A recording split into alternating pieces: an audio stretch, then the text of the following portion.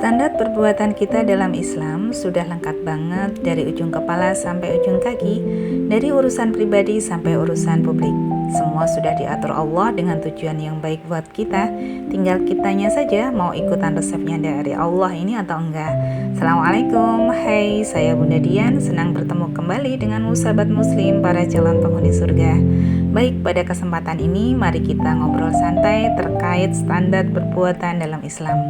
Sahabat muslim yang dirahmati Allah, ibarat mau bikin kue, kita butuh resep yang pas biar hasilnya enak. Nah, dalam hidup juga begitu. Kita butuh standar atau resep dari Allah biar hidup kita nggak cuma enak di dunia tapi juga di akhirat.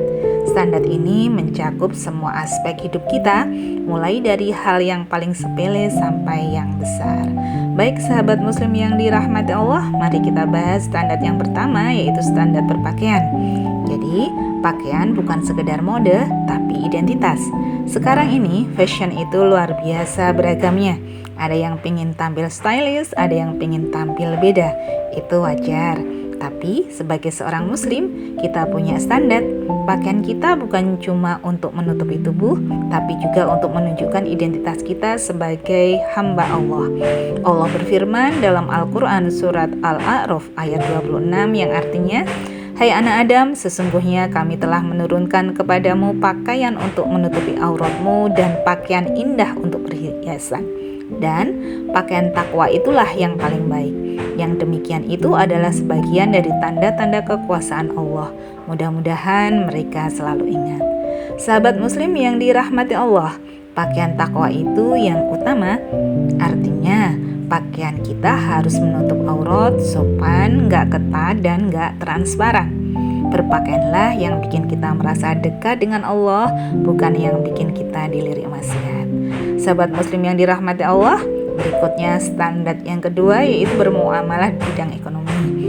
Di era digital ini banyak banget cara buat cari uang, diantaranya dengan jualan online.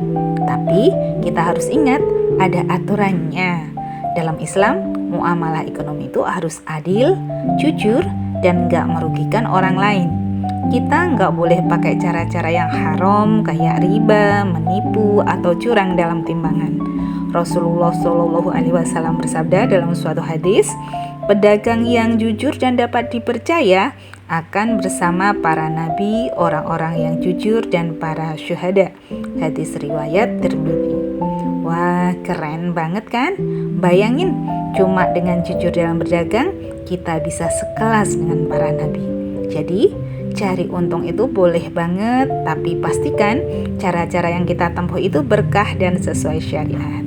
Sahabat muslim yang dirahmati Allah, standar yang ketiga yaitu standar politik.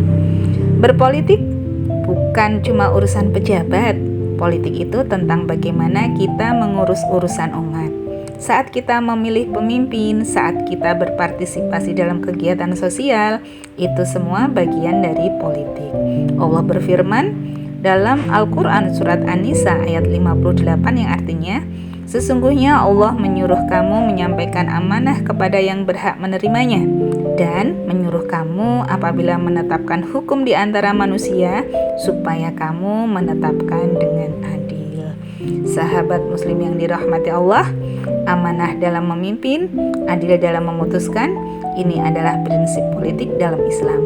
Kita harus berpartisipasi untuk kebaikan, memilih yang terbaik, dan selalu berbuat adil dalam setiap keputusan. Semoga apa yang kita obrolkan pada kesempatan ini menjadi pengingat buat kita semua. Yuk, kita jadi muslim yang keren, yang hidupnya punya standar jelas, bukan cuma ikut-ikutan tren. Terima kasih, saya Bunda Dian, sampai jumpa. Assalamualaikum warahmatullahi wabarakatuh.